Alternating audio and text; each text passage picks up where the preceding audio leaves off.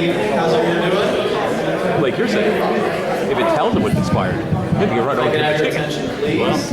We're going to start our parking study meeting for the Borough of Red Bank. My name is Ziad Shahadi. I'm the new business administrator. I guess the now old business administrator. Been here for 5 months. I'm joined by Jim Scavone. Come on up, Jim. The executive director for the Business Improvement District here in Red Bank. Let's give him a round of applause. He's done a lot of Jim's done a lot of great work for Red Bank and for the downtown, and for all of his tireless efforts. I just want to recognize him also. And I want to recognize the mayor and council. Mayor and council, if you could please stand up.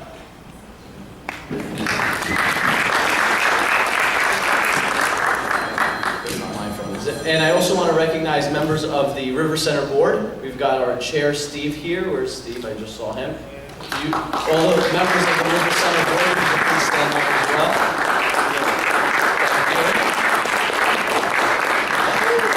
These members, like our council, our mayor and council, they're volunteers. They meet at least twice a month, often 3 or 4 times a month, meeting to discuss the business district in Red Bank and ways to improve on it. And they do that of their own free time and taking time out of their business to dedicate the improvement for all of Red Bank. So I want to thank them as well. And I think we've got some RBBA members as well. Any RBBA members? I know there were a few. You could also stand up. I chose chair or president of it as well, so thank you very much. The purpose of this meeting today is to talk about the program that we've got going on with the Walker Consultants. 2 of our professionals from the firm are here today. They'll give you a little bit of information about what's gone on so far and what's going to happen in the coming months. But the purpose of this meeting, and Jim will talk about that, but it's to get the input from the public on what really needs to be done to address the parking situation here in Red Bank. There's been a lot of talk about it over the years. A lot of it predates me. But the mayor and council, and in conjunction with the River Center Business Improvement District, felt that it was important to get an expert look at what the problem is, what the options are available to the borough, and chart a course from there to implement them. The mayor and council are really committed to looking at all the options on the table and committed to implementing those options. Otherwise, this study would not have been commissioned. And River Center did contribute to a portion of the study, and that shows the commitment to a public-private partnership here to make sure that your businesses succeed, that the residents have a downtown they can continue to be proud of, and that the economic viability of Red Bank endures for decades to come. So with that, I want to turn it over to Jim, who's going to set the stage today. Thank you. Thank you. Again, I want to really thank everybody for joining us tonight. It's a very important topic, obviously. And we really appreciate your time and efforts this evening. So tonight is the first public meeting. There will be a series of public meetings. And I just want to give you an idea of what tonight's meeting is really about.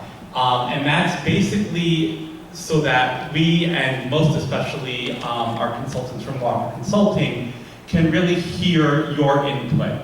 The majority of the evening tonight is going to be spent listening.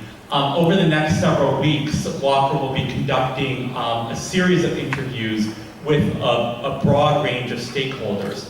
But we recognize that it's very important that we hear your input. So it's not really a Q&A tonight. It's more for us just to hear you. There won't be a whole lot of dialogue back and forth unless we need clarification or want some further input. But we really invite you to give us your input tonight. And then future meetings down the road will obviously have a different emphasis on them as we go through this whole process. So without anything further, I think I'm going to turn it over to Brian and Carrie from Walker Consulting, and they can kind of tell you where we are at in this process so far, what's to come, and they can take your input. Thank you. Good evening, and thanks for coming out on a dreary Monday night to talk parking. We appreciate your input. I'm not going to give very much of an introduction because, as Jim said, the goal of this session, this initial session, is really to get your input. We are just undertaking the study, and we want to hear what your concerns are, what you think works well in the parking system, what you think doesn't work well, concerns you have, ideas you have, frustrations, anything that you think will help inform our study. So first, ask me to say a few words about Walker. So Brian and I are from the New York office. I'm the managing principal of the office, and Brian is our senior consultant. Walker has been in business for over 50 years, focusing primarily on parking. We do some other stuff as well, but the bulk of our business is working on helping cities and hospitals and airports and all kinds of institutions solve parking problems. Brian and I in particular work on downtown planning, helping cities with congestion, with kind of how to manage the cars essentially. And that's, and as I said, the firm's been doing this for 50 years. Brian and I, between us, have been doing this for 50 years. We've worked in a lot of downtowns and seen a lot of range of different kinds of problems, and every city is unique.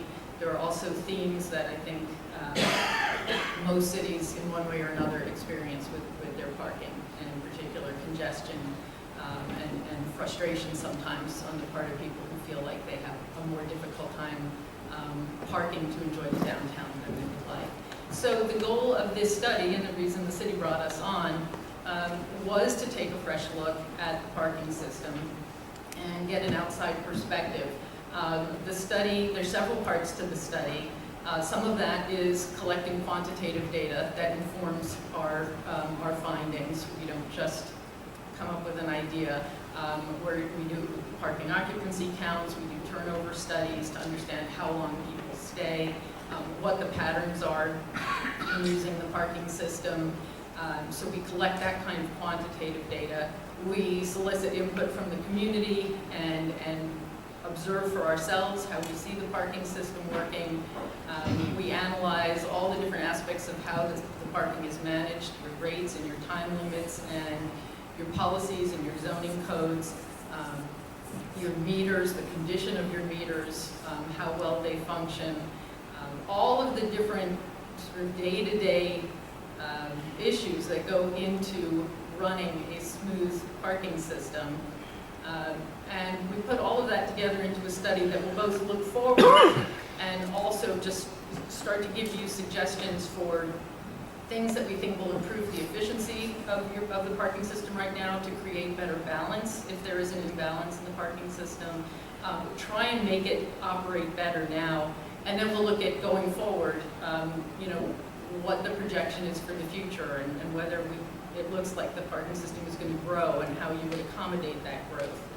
If your downtown is growing, obviously there's reason to suggest that there would be growth in the parking system. So the goal is to give you a snapshot now, and then to look forward and help you plan to improve the things that aren't working well, and to make sure that the parking system functions smoothly for all of you people who use it on a day-to-day basis, whether you own a business or you're somebody who lives here and comes downtown, or even if you don't live here and you come downtown. Try and make the parking system a better parking system. So with that said, we are just getting going on this parking study. We were retained, I think, at the beginning of the summer, but because the summer is an unusual pattern here, and in discussions with the city, I think everybody felt that it would probably not be a good idea for us to start the study and do parking occupancy counts in the summer when we were not likely to get a good count. So, with people on vacation and all of that. So really, at this point, we are at the very beginning. We are going to start doing parking occupancy studies shortly. And we plan to have the study, I think the draft of the study by end of the year, December. So this is really the very, very beginning of the process. And we wanted to have this session first thing because we want you guys to kind of give us your input, tell us what you think we should be looking at and looking for when we're here and looking at your parking system. And really, this is very, very much an open forum. We have a map up behind us if you want to, in your comments, refer to block numbers or areas of the city. Feel free to use that as a reference point. We're going to take copious notes, and we have a recording of it so that we can keep your comments and make use of them. And with that, I'm really going to turn it over to you. I don't know if somebody wants to kind of manage the mic or, hand it around. And just to throw open the first question, and I think this will probably get the conversation going right here, I'm interested in how many of you think there's a parking problem in Red Bank, a shortage of parking. Okay. And that looks like a majority. And people who think there is no problem, that parking is adequate? Okay. Are you able, how many people think when you come downtown, you're able to find a space within a couple minutes? If you walk around, okay? And not? Takes longer? 5 maybe. 5 minutes, okay. Okay, that's a good start. And one thing I forgot to mention, and I'll say right now, we are going to be doing an online survey as well. And it will be posted to there'll be a link on the city's website, and the city will let people know, and I think it'll be advertised when the link is live. So you'll be able to go to the city's website and do a survey, of the parking, and we'll ask some specific questions where you'll answer questions like this. It takes me 5 to 7 minutes. I usually park at White Street, or I like to park somewhere else. We'll ask you some specific questions and then give you also an opportunity to just write in whatever comments you want. So you have another, if you think of something after we all leave tonight, this is not your last chance to ask us. We will have subsequent forums later, and those, obviously, the parking study will be farther along, and we'll be sharing our findings with you. But as we're gathering input, feel free, and please do actually check out the online survey and give us additional feedback. With that, is there anybody who wanted to, did I see somebody come up who had there we go.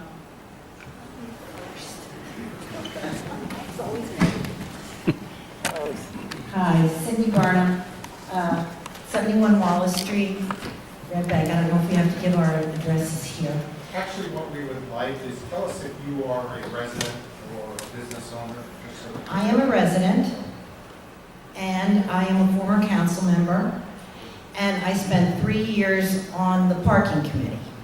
And my first thing that I wanted to get done, because I wanted to help the business community. They weren't getting what they wanted. And so, I don't know if you folks noticed the blue P signs? You did? Yeah. Okay, so that was what I was working on. And we figured out how to do it, and the business community paid for it, and we did the work. And that was something they'd been asking for 20 years, wayfinding signs to help people, direct people to, especially the east side parking lots. So what I found basically is that we're putting our students, allowing them permits in our Primo parking lot, which is the White Street parking lot. And I had always suggested to put students in the east side parking lot that's underutilized. Or let them park somewhere in Count Basie and shuttle the kids to their school. Because they used to have a parking lot, but then they built. So I think the students with their permits should be on the east side. I also have found, because I do live like 6 houses from the parking lot, a lot of town employees, in the stores, are starting to park on residential streets, even when the parking lots are open, because of the price. They're going to be there all day, they're waitresses. It doesn't pay them to have to pay the prices. So there should be some kind of a long-term parking area for employees. Now, the newest problem that I've found is since the hospital is enlarging, and it's also encroaching into the residential area, and it's become a teaching hospital, that their interns are parking on our residential streets. Now, the hospital has a lot of property that they don't use for parking, and I think that that needs to be addressed. So, I guess that's it. I think that we could always use more parking, but I think it needs to be organized. And also, I have read that parallel parking, if you take a car that's parallel parked and diagonal it, you can get 2.5 spaces. So in my mind, if you took White Street parking lot, made it a one-way, diagonal parked, you could double the amount of parking right there, 1.5 times. these are just my ideas, and I also think White Street should be incorporated and closed off and should be part of the White Street parking lot, but only make it more of a pedestrian, green space. Okay, so it should be, White Street should be closed off? White Street should be closed off, yeah. From Maple, I think, up. That's just another thought. And that's my thought. Great, thank Next. you. Very positive. Thank you. Thank you. My name is William Meyer. I am a business owner, have a building in Red Bank, have been in the town for about 35 years parking. One of the issues in Red Bank that I think is sort of you have to identify or define the problem. And the biggest problem in Red Bank is convenient parking, not that there isn't parking. And as an example I've used in the past, when we still had the fireworks, we would get 30 or 40,000 people in the Red Bank, and everybody found a place to park. It wasn't easy to get out, but I mean, you can do it. One of the biggest problems that I saw was when they put in the parking meters on Monmouth Street and Broad Street. Prior to that, we had police officers that would go around and they'd mark tires. So you would only be able to park for a couple hours. Once the meters went in, the then mayor had promised that they were still going to mark the tires and not let people feed the meters. And as she indicated, a lot of the employees want to park right nearby or don't want to pay for parking permits, just park and fill the meters. And they have never marked tires since those meters went in. I have tenants, and I was very close to a lot of the other business owners in town. Once the parking meters went into Monmouth Street and Broad Street, there was a 20 to 30% drop in gross revenue within a short period of time. People in Monmouth County don't like having to pay parking to park, because most grew up without having to do it. And I don't think they like parking garages either, although I am of the belief that a parking garage may solve some problems. We have parking problems on occasion. Other times there are no parking problems. The former councilwoman is absolutely correct. People from Red Bank, from Red Bank Catholic, they overwhelm the White Street parking lot, and they can also be a little bit boisterous when they come out on occasion, and that's been the subject of some complaints. My experience though recently, and it started out one night. George from T called me up. We were talking on the phone, and he said he's looking out and he sees 12 cars circling around. It was a Count Basie night, I believe. It was maybe around 5 or 6 after work. People were coming in, and they needed to find parking spaces because Count Basie will draw huge amounts of people in every now and then, and they overwhelm the situation. They want convenient parking. They want to park in the White Street lot predominantly because that's the lot that everybody seems to know. He was on the phone. I remember him telling me, I see 5 cars circling. I see 8. No, there's 10. There's 12 cars circling. So they're going around looking. So when I left that night, I drove intentionally out the east side, down Linden, so I could count the parking spaces on the east side of town and see how many were available. There were 75 to my right. I looked to my left. I did not count them. There were about 150 spaces open. Last Friday night, trying to remember, the Outlaws and the Marshall Tucker Band were playing on Friday night. It started to fill up pretty quickly. I had to go to the UPS store, which causes me to cross through the White Street parking lot. On my way back, I'm walking through the lot. Cars are stopping, and the people roll down the window, and they look at me. Are you pulling out? Are you leaving? Do you have a parking space?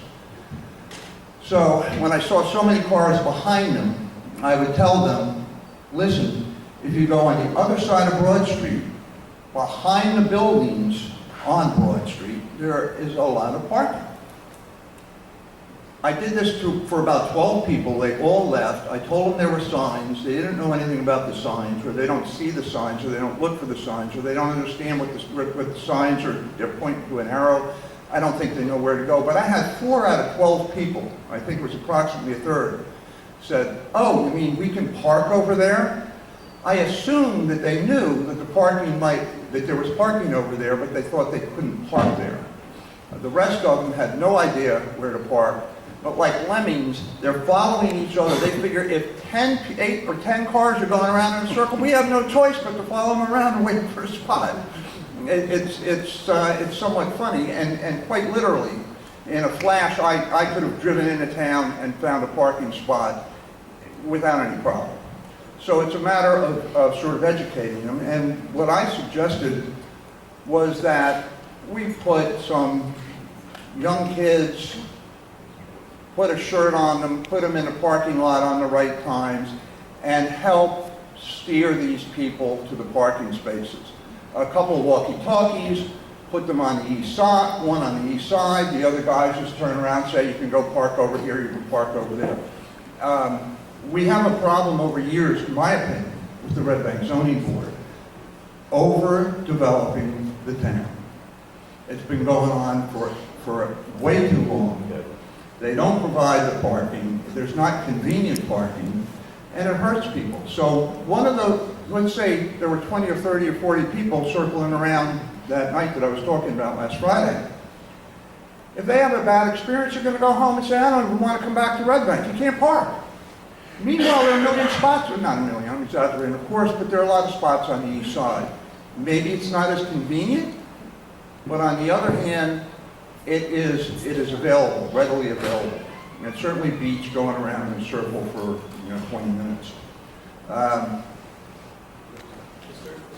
just want to ask, all your comments are valid, we want to hear them all, but just so that way everybody has a chance, and then we'll come back to you. So we'll give everybody 5 minutes, and then we'll come back if you want to keep talking around some more to offer, you can do that. I just know there's some people here looking at me. Yeah, I'd like to come back to what she said about White Street, the diagonal parking. I had suggested that a long time. So I have some more comments to make, but I'll pass it on to someone else.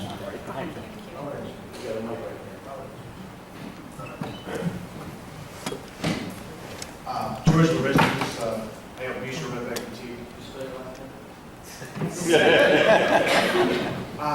What Bill was talking about, I don't know if I called him or he called me, but the situation was, I'm behind T, so I'm in the White Street lot. So when I see these cars circling and stuff, it's not just 5 or 10, it's closer to 25 or 30. And they circle loop, that's what they do. Sometimes they find parking, sometimes they just leave. If you're going to a shelter count base, you obviously have to find something. So they start circling, they start going out to the outer areas. They find some illegal parking. There's not a person in here probably that can't find a good parking spot in town, but we're very knowledgeable of this town. So the question is, how do you find parking for a person that drives in blind? They drive into town blind. Now, my problem with the White Street lot is, yeah, we do have those P signs. I helped pay for those signs through the, I think it was the Flavor campaign or something like that. Because Cindy came up to me and said, George, signs, what can we do? Figure it out, we got to put some kind of signs. So the easiest one was to put a P up with an arrow. That's the easiest solution.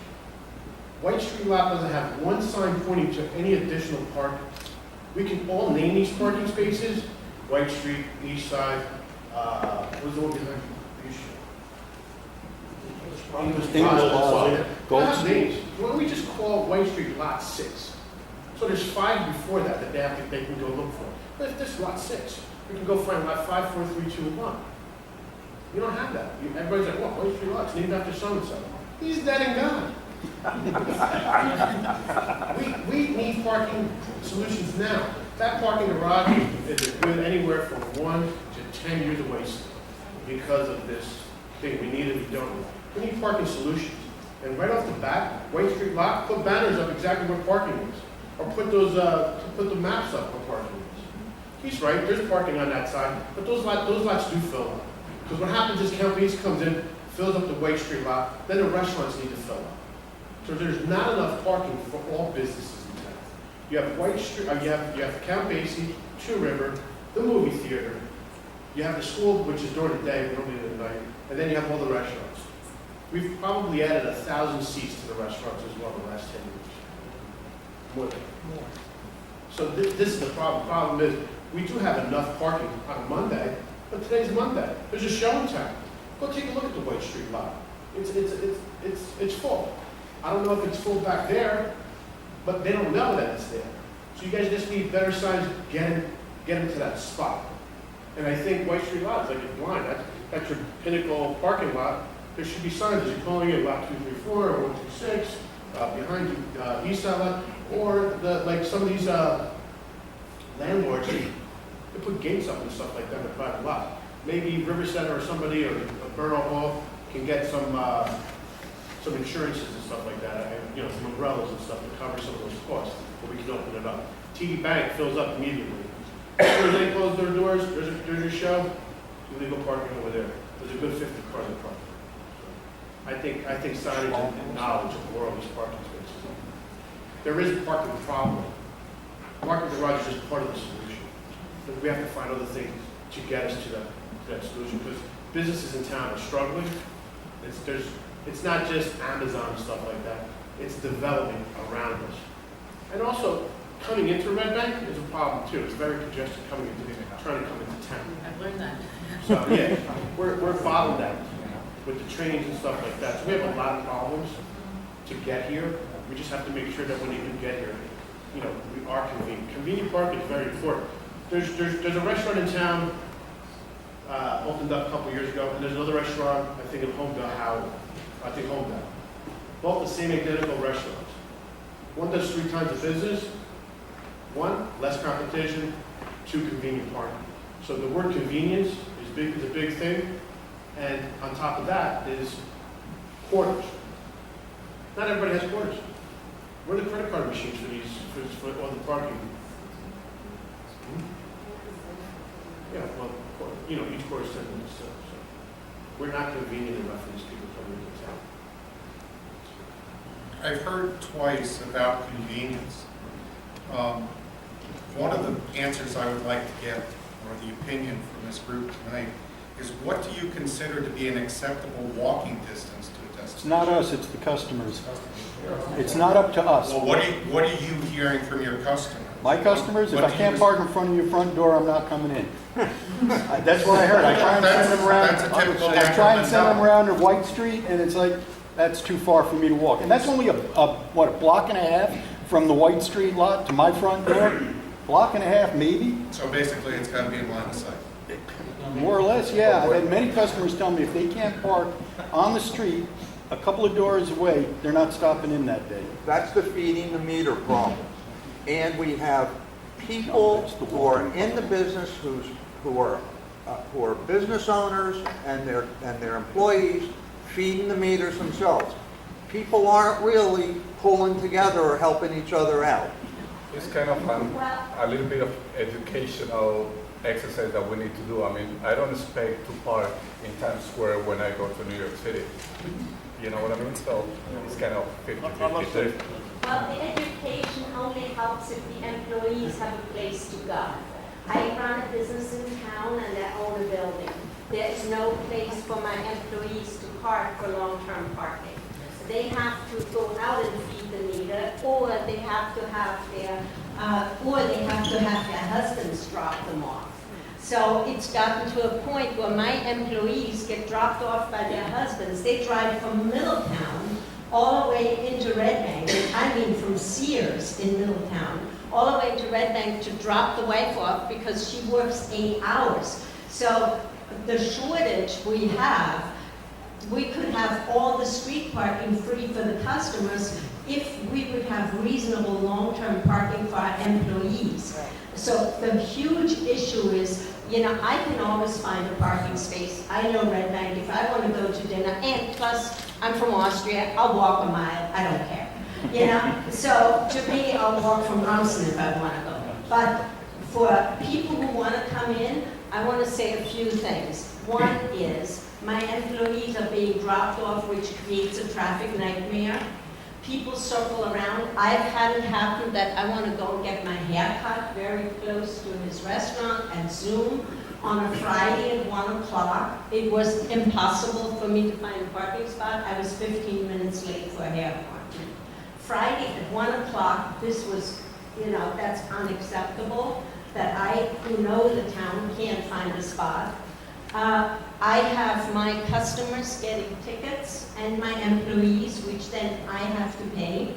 Because what am I going to say to my employees? It's too bad you got caught talking to one of your students or the parents of your students, and now you're running 15 minutes late and you're getting the tickets and now you pick it up. For people who make $15 to $20 an hour, that's unacceptable. And the third thing is I have offices upstairs, and because there's no long-term parking for the offices, like none, doesn't exist, I had to reduce the rent by 50% when the meters came in, because they were all going to leave. So offices that pay $1,200 rent now pay $600. This is for me to have office tenants. The reason we have all these offices open in Red Bank is because nobody will go in with an office because there's no place to park. And the first thing they will say is when they look at an office space is, where do I park? We have no answer because there's zero long-term parking for employees. So yes, a resident walking into town or a resident driving into town can always find a space to go out to dinner. I can always find a space. The problem is the employees can't find spaces. There's no way. We all spill over into Wallace Street. I own a residential building on Wallace Street. I'll go all the way and park in front of my building at 92 and walk on to Broad.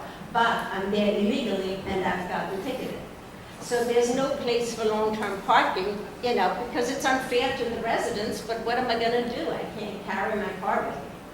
The last one is I play tennis. I have friends in the area. They live all over Monmouth County who meet in Little Silver to play tennis. We go to lunch twice a year. In the 15 years I've played tennis, they have refused to schedule a lunch in Red Bank. Every time I ask, I said, do you want to go into Red Bank and have lunch there? They do a Christmas lunch and a June end of the season lunch. All I hear from everybody is, no, we're not going into Red Bank because of the parking. I've gotten a ticket, I'm not going into Red Bank anymore. That's a disaster for us businesses. Lunches have declined about 50% straight across the board. And that has to do with the commercial. Okay. Yeah, that has to do with George, one second, we got the video. A few people have said it's some of the topics I have, like, for example, I'm hoping that Walker, a consultant, does realize how many empty office spaces we have now and takes that into consideration when thinking how many spots we need. Because as Ingeborg said, those spaces are empty, but because there's no place to park. I also agree that we should probably take all the permits parking out of out of White Street lot and put them in the surrounding lots and let the customers who know where that lot is pull in there and park. Right now, there's signage there. Who should we kick out of White Street lot? All the permit parking. Oh, okay. If you pull, I don't know how much time you spent in that lot, or if you pull in there, you try to read the signs. I've been here for almost 30 years. I still have no idea where I can park anywhere I can.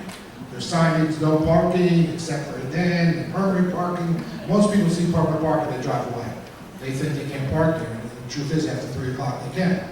2 o'clock. 2 o'clock. And I know regarding the residential, I'd love to know where Cindy lives, because I thought of all the residential parking was 2-hour parking, and they couldn't park there all day.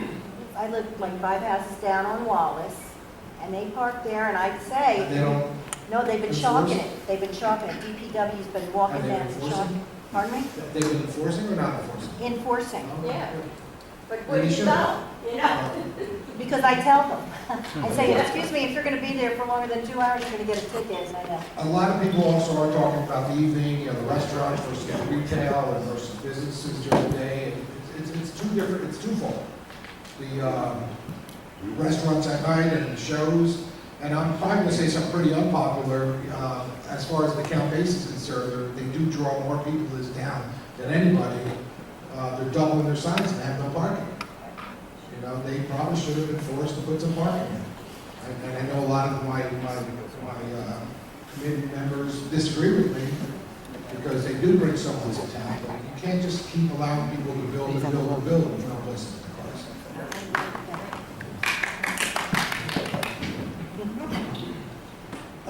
I'm both a Red Bank resident and business owner, and I live very close to the White Street lot. And I agree, you see people going around and around and around. Now, I know if they crossed Broad Street and went to the Area 7, Broad Street Commercial, there will be tumbleweeds rolling across the open spots, okay? It's an issue with people don't want to walk. But it's also a lot of people don't know that those lots are back there. I'm also a software developer, and I've finished an app for Red Bank, which has been approved, about to be released, and it has a parking map.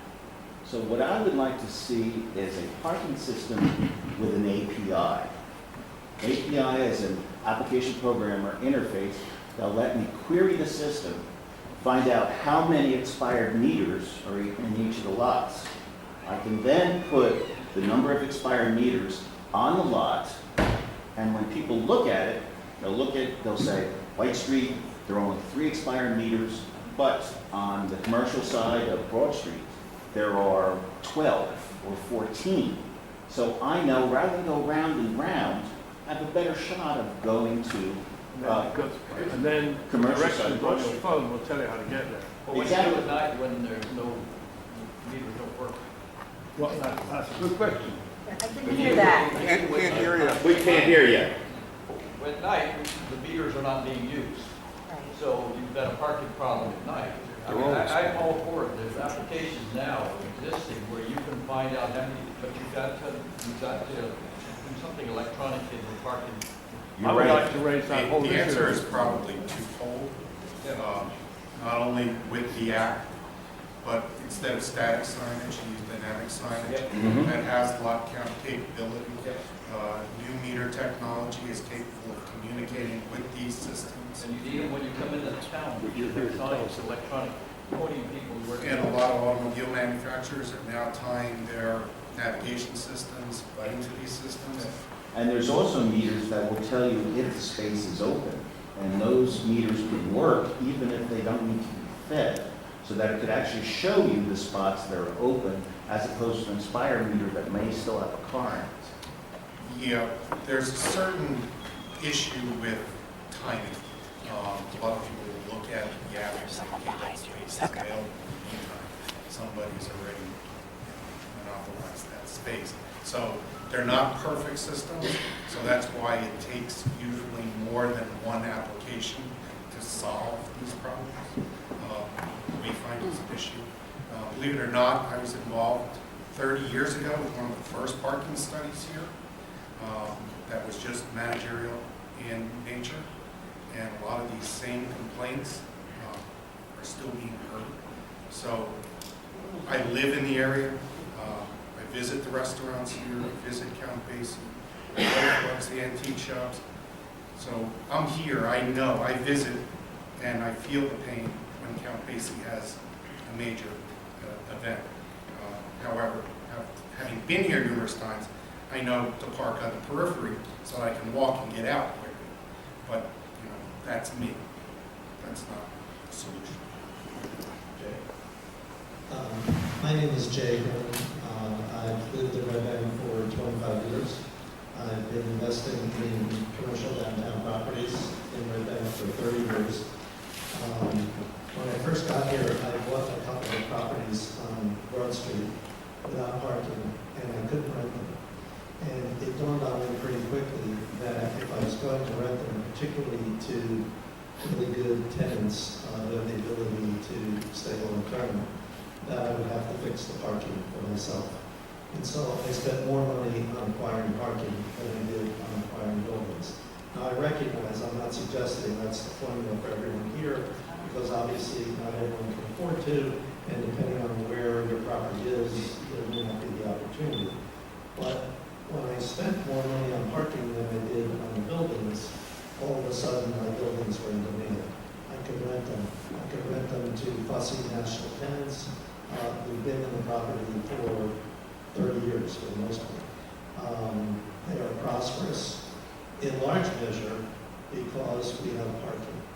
But the whole time that I've been investing in Red Bank, this 30-year period, I've tried to study the downtown and study what would make Red Bank better for everyone. Because I realized early on that even if I could solve my own problem, if my neighbors couldn't have their problem solved, that my investments couldn't really mature because we're all interdependent on each other. And if all the buildings near me are vacant, the fact that mine are temporarily full won't last. So I have studied the downtown. I remember back to the Frank Delmonico study that you just referred to. I was all for implementing those study results, but unfortunately they never happened. There's one thing, I've heard people talk about the fact that if we had people sending people to the east side, or we had better signage or whatever, we have to understand that our competition doesn't rely on people sending people 4 blocks away. Our competition in places like the Grove, which has adequate parking and very highly visible, convenient parking. The problem here is both inventory and convenience. On top of that, it's the visibility of the parking. And while I solve my own problem, the problem isn't solved in the downtown, and the problem needs to be solved. How do you solve it? You need to add, in my opinion, at least 1,000 new parking stalls in the garage and surface lots, in some combination. I'd love to see small surface lots in the Broad Street corridor that say to people, here's parking. But back to the tenant acquisition. You hear residents and merchants complain we have too many vacancies. Well, part of the reason that we have vacancies is because tenants, good, viable, well-capitalized tenants, don't want to come to a place that doesn't have adequate parking. So it's not just, am I okay, is my next door neighbor okay? But if people on the street can't rent to tenants because tenants don't want to come, there's a reason that the Grove has the clientele that they have and we don't. And that is parking. Red Bank is a warm, inviting, wonderful place. I love living here. I love doing business here. But until we solve this major infrastructure problem for the whole downtown, the downtown will never be what it should be. The ratables will never be what they should be. The contributions, additional contributions to the borough government coming in the form of larger taxes on commercial properties to help the residents will never happen until we solve that problem for everyone. So it's inventory, it's convenience, and it's the visibility of the parking. And it's just, I know from recruiting tenants, you can't get them unless you can solve their parking. I'll tell one short anecdotal funny story, but back in 1989, I realized that Merrill Lynch, that had been in Red Bank for many years, was about to move out. We were going to move out to the Parkway exit. And I went to them and I said, I have a property and I will spend a fortune on the property if you will consider coming to Broad Street. And they said, well, we would consider it, but where's the parking? And I said, you tell me what the parking you need and I'll go acquire it. And the negotiations to do that lease probably lasted 9 months. And in every meeting, whether I was meeting with the local Merrill Lynch people or the regional or national people, at every meeting I would take out these beautiful architectural plans and roll it out on the conference table. And one of the Merrill people would roll it up and say, before you show us your plans, tell us about the parking. In fact, tell us about the sanctity of your parking, because we don't want to be fighting with people over parking stalls. And for 9 months that went on, every time we met. They want to know about the parking first. So, and the same is true of upscale retailers. It's not unique to office users. They want to know that they don't have to struggle over parking, and that they can recruit people, they can recruit customers, and that's just the way it is. And we can tell ourselves stories about we need better signs, or we need people directing traffic. But until we have obvious, ample inventory, it's just not going to fix the problem. Thanks for listening. Hi, Suzanne Bisconi. Thank you for investing in our town, and I love that the residents came out here tonight.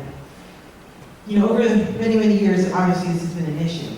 But one thing I like about this meeting is that it's a symbiotic relationship.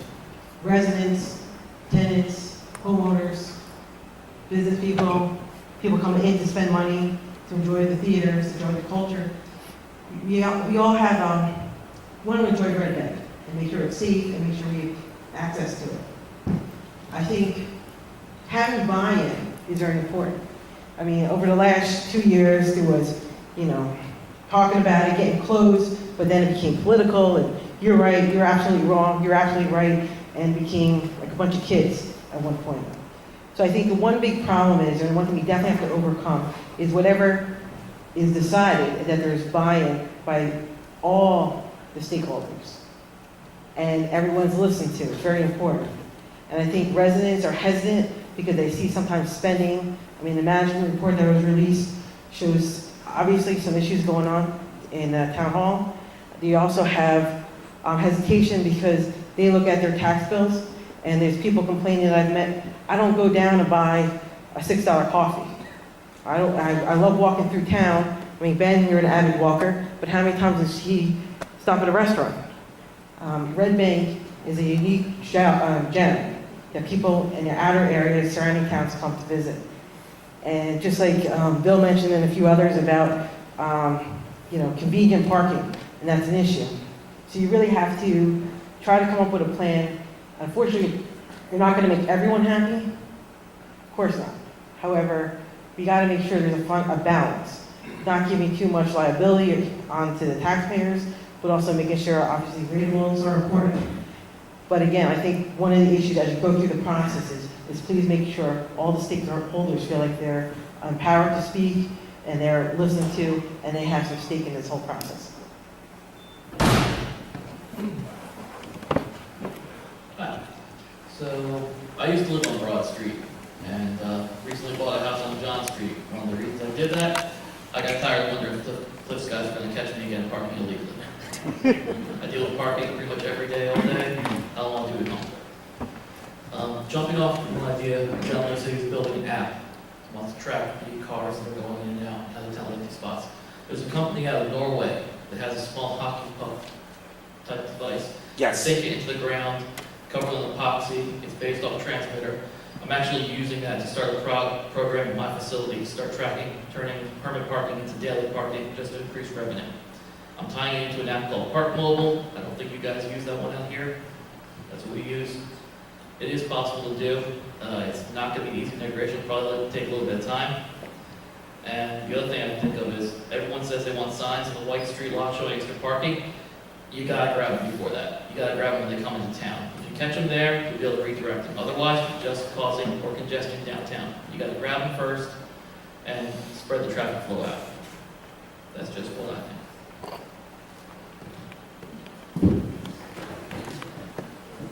Hi, Louis Andrianos. I own a restaurant on Wall Street, Neapoli. I am right across the street from one of the nicest buildings in town, Old Wall. It's one of the reasons why it gave me confidence to come to the town. So I figured a building like this has to get occupied. It's going on 8 years now, and it's still vacant. That in itself, I think, is a testament to the struggles of the parking in this town. I had the honor of meeting the previous owner of my restaurant when it was called Ludwig's. The gentleman's name was George. He owned Ludwig's Deli from 85 to 2000. His hours were from 7 a.m. to 2 p.m. Monday through Saturday. If I opened those hours, excuse my nervousness, if I opened those hours, I wouldn't last not 2 weeks, I wouldn't last 1 week. So that's evidence to how the digression of the business, where it's gone. So if he was thriving during 7 a.m. to 2 p.m., 6 days a week, and he said he did very well for himself. Now, if I were to do those hours, I literally wouldn't last 1 week. I would be lucky to earn 10% of what I earn now, revenue-wise. As far as Count Basie, huge impact on my business, and I think I can speak for most of the businesses in restaurants. From last summer to this summer, when they closed in July, August, my business got impacted directly. Probably easy 20% I was off. I moved from Cranford, New Jersey to Seabright to be closer to work. So I think I got hit with the trifecta this summer. That's Seabright along with Asbury Park, Long Branch, Count Basie, and I know I'm naming more than 3, and then I didn't have entertainment that I had last year. So the competition that we have in Red Bank versus the Grove, Seabright, Long Branch, Asbury, and eventually Port Monmouth, those towns are much more advanced than we are. And I see it because I walk outside my door of Seabright and I see how busy it is 7 days a week, even now going into the fall. On a winter day, when most of our businesses close in Red Bank, the Freak restaurant that is Tommy's in Seabright is jam-packed. And why is that? Because it's convenient. It's convenient and they have a liquor license and all of the above, but the convenience of the parking with that restaurant as opposed to our restaurants is night and day. In Cranford, where I moved from, it's 50 cents for 1 hour. In Red Bank, it's $1.25. And when my customers are sitting outside enjoying their lunch, and the guy's walking up and down giving them a ticket, guess what? I've never seen those customers again. They're just not going to come. I have friends that live in the area that flat out say, Lou, we don't come to Red Bank on weekends. We just don't. It's just, my family and I, we go elsewhere. We do not come to Red Bank. So it's an uphill battle. I'm heavily invested. I bought the building. I don't have a landlord. I'm my own landlord. So I poured everything I have into the business. I've learned the hard way that it's not the most business-friendly town, and it's not the most parking-friendly town. One last thing I'd like to say, I read on Red Bank Green the other day how a gentleman on Monmouth Street wants to build, I think, 4 apartment buildings above his place of business. He's trying to get approval. And the town says this is a catch-22 more or less, that you're doing exactly what we can't afford. But not allowing him to build those 4 apartments directly impacts our business. Because the only way we're going to thrive, because I didn't come here to just survive, the only way we're going to thrive in this town is if we have organic population. Meaning, on Wallace Street, I'm fortunate enough to have my business across the street from the Metropolitan, and then I have the business that has Rocky sign on it. So I have probably easy, say, 30 to 40 apartment buildings right on my doorstep.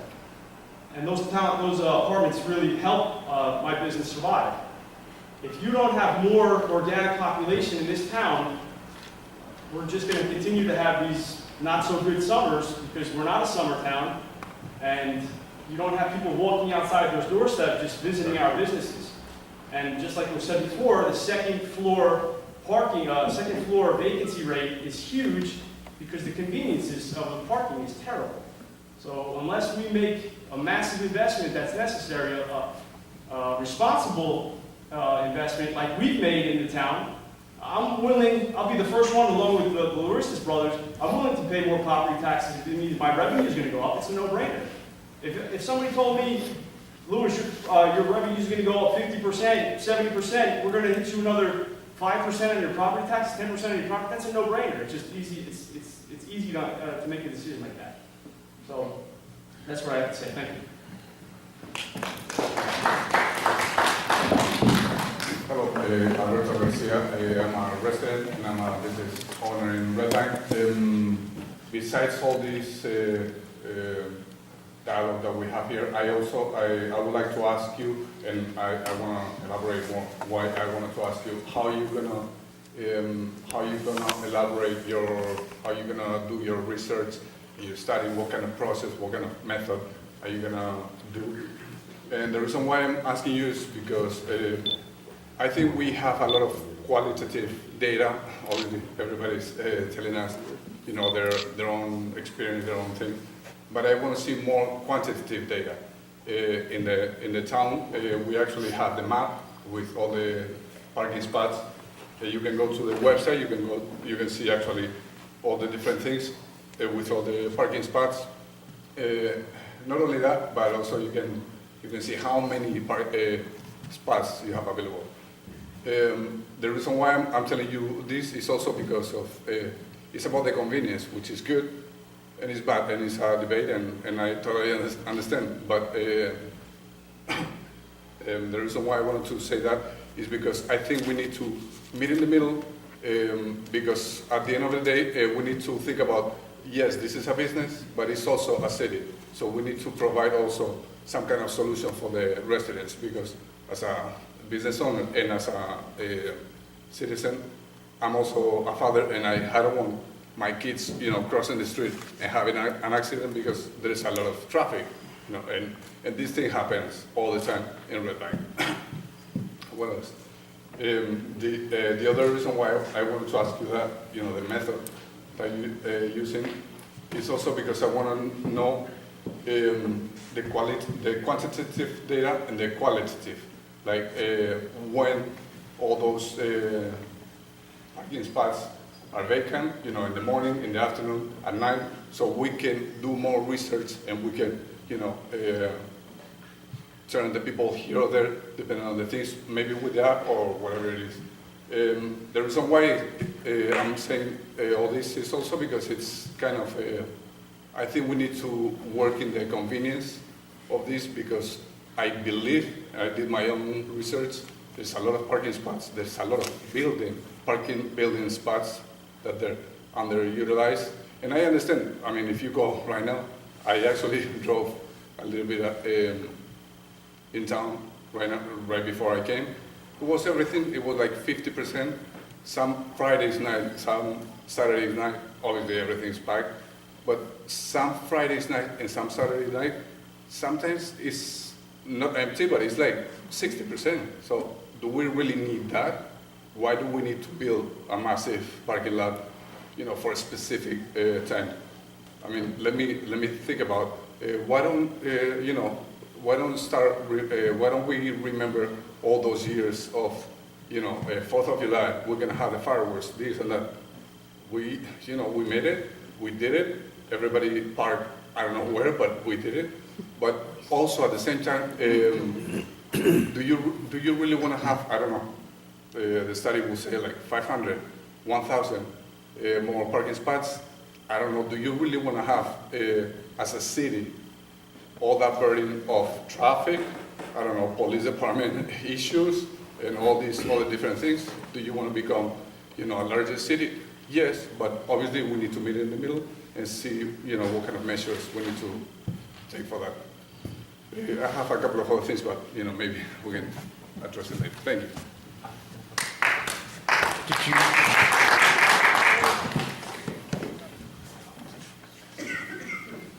Okay, you, and then, I didn't know if she wanted to answer his question at all, or? Oh, I can.